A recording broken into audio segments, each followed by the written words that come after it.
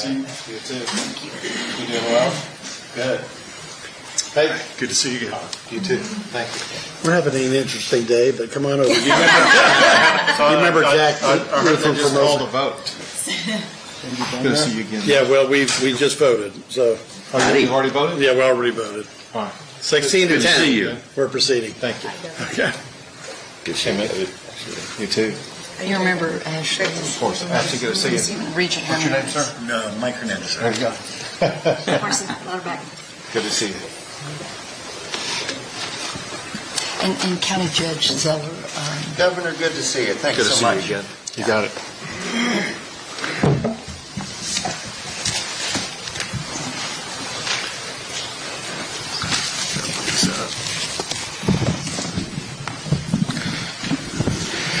I want to thank everybody for being here for what is a very big day, very important day for the city of Victoria.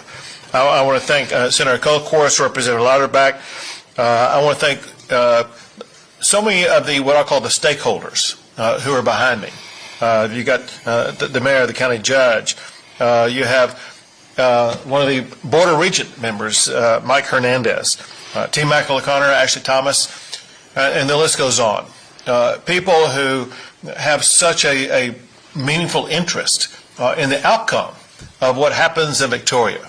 And one thing that's important to happening in Victoria is to ensure that they have a first-class university in their city. Let me explain why. There's a new economic triangle in the state of Texas. The eastern part is Houston. The western part is San Antonio. The southern part is Corpus Christi. Right in the middle of that economic triangle is Victoria. Victoria currently and in the future is going to play such a pivotal economic role for our entire state. And it's going to benefit from everything that happens within the contours of that triangle. It is essential that we as a state work collaboratively with Victoria to ensure they're going to have the university system that will provide the well-trained and well-educated workforce that's going to be needed in the next decade, in the next century. And the bill that I'm about to sign is going to achieve that goal. The bill that I'm about to sign transfers the University of Houston Victoria to Texas A&M University and is going to be a game changer for the future of Victoria.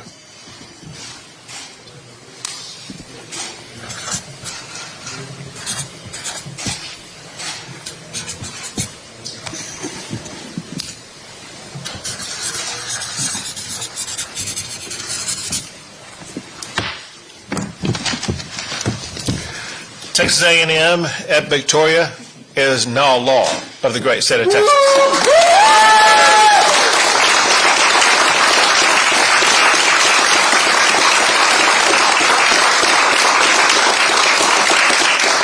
I want to thank Senator Coors for her tireless work in making sure this bill got to my desk.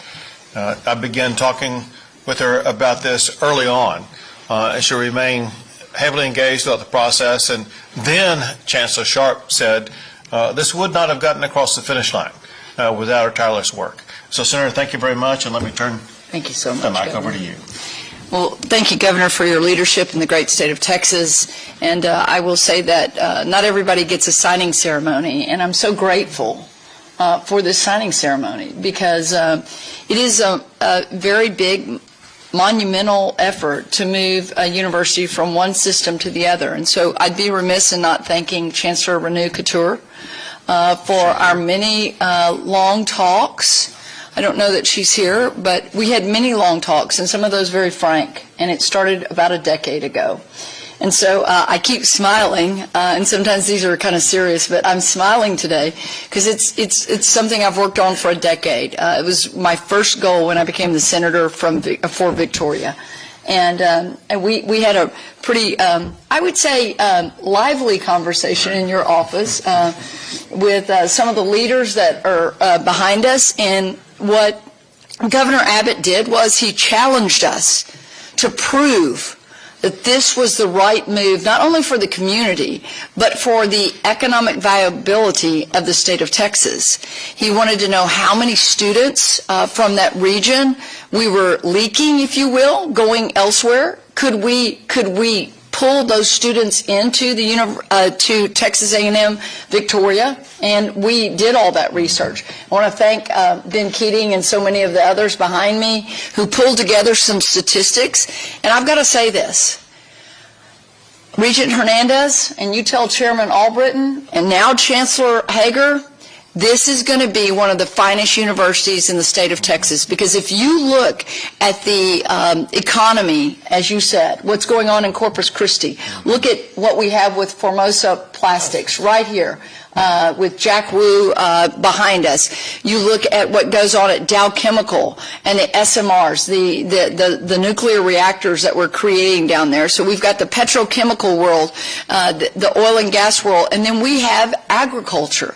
And that was just a perfect fit for Texas A&M. So many thanks to University of Houston system for recognizing that they are more of an urban center kind of university, and for us to be now able to partner with the world-renowned Texas A&M system. I'm so excited for our community, and it's going to impact the crossroads in that entire region, and I will say pay big dividends for the state of Texas. So thank you, Governor, for sometimes very hard meetings that make us all a lot better. There you go. Good job.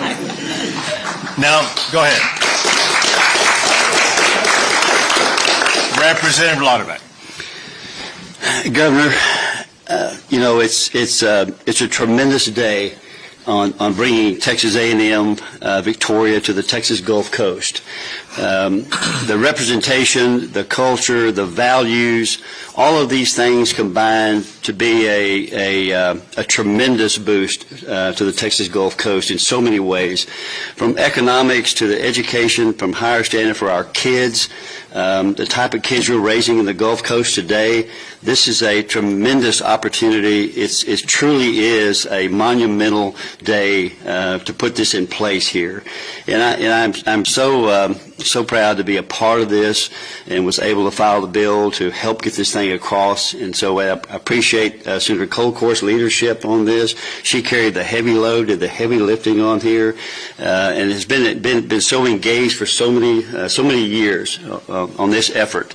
I appreciate the folks behind us today who were there right behind everybody, just making sure that this got across the finish line.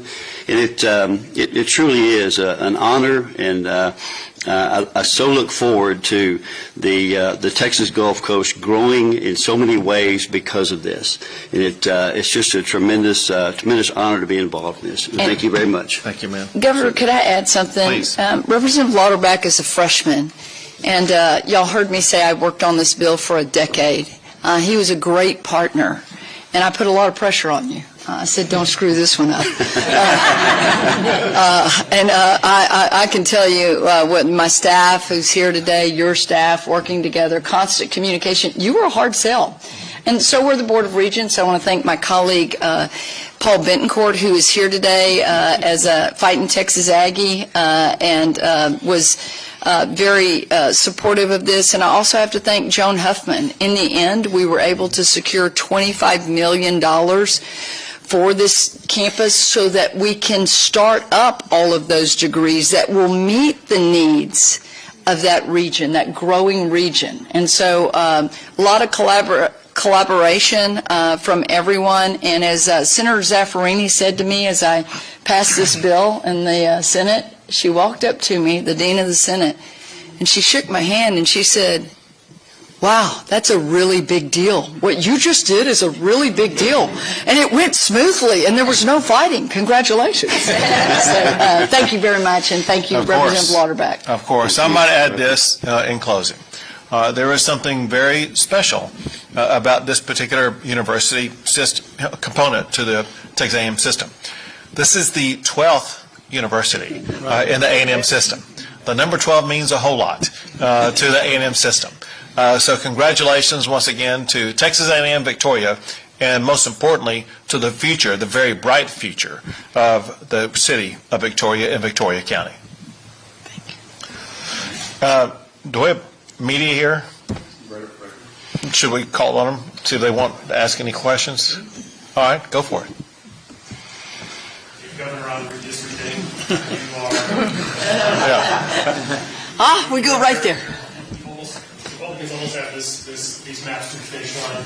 How quickly do you plan to, can you give us a time frame how quickly you plan to sign these maps? Sure. Well, first of all, let me thank you for acting so quickly yourself and going right past on-topic questions and getting off topic. And so I will sign that legislation as quickly as you got off topic today.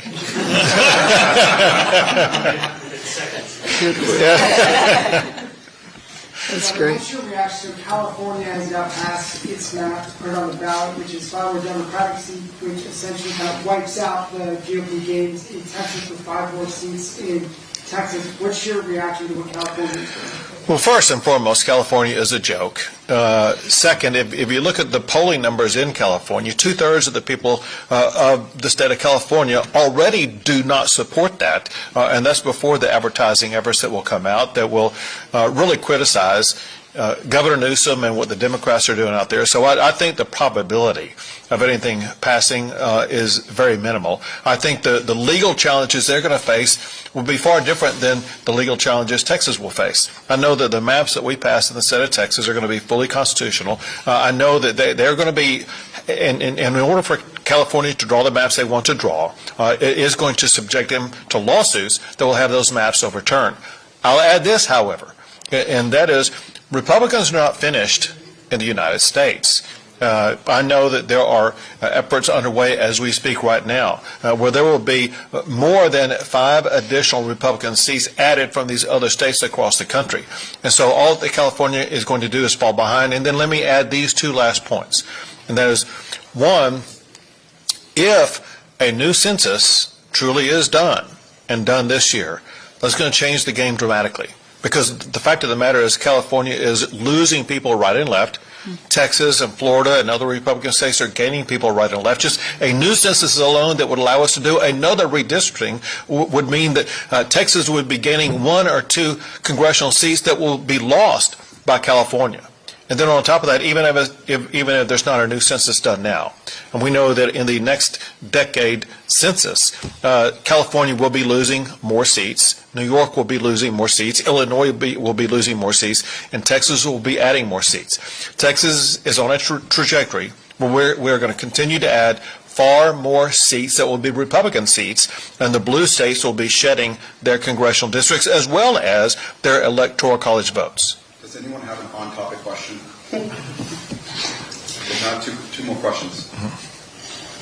Governor, can you just address the Democratic complaints about these maps concerning racial considerations in the history of the Voting Rights Act? They're absurd, and they certainly have no validity in the law. For what gave rise to this in the first place was the Federal Court of Appeals ruling last year that said that coalition districts are not required. When the maps were drawn in 2021, they included coalition districts. And so we weren't required to adhere to that anymore. What is allowed by the United States Supreme Court is drawing maps for political reasons. And these were drawn for political reasons to ensure that Republicans would have greater representation in Congress. However, they were drawn for political reasons in ways that happen to coincide with what is happening in the state of Texas. What was happening that the Democrats refuse to acknowledge is the fact that Hispanics in Texas are voting Republican. And they are running away from the Democrat Party because the Democrats are for open border policies, therefore men and women's sports, therefore abandoning any pretense of public safety. They are against law enforcement. And so Hispanics as well as the African Americans as well as all Texans, they are supporting the policies that the Republican Party stands for. They're fleeing the policies the Democrats stand for. And so what we did, we ensured that the voters in these 5 new congressional districts would not be trapped by members of Congress who are hostile to their values and to their vote. Last question. All right. Can we do a gig 'em? There we go.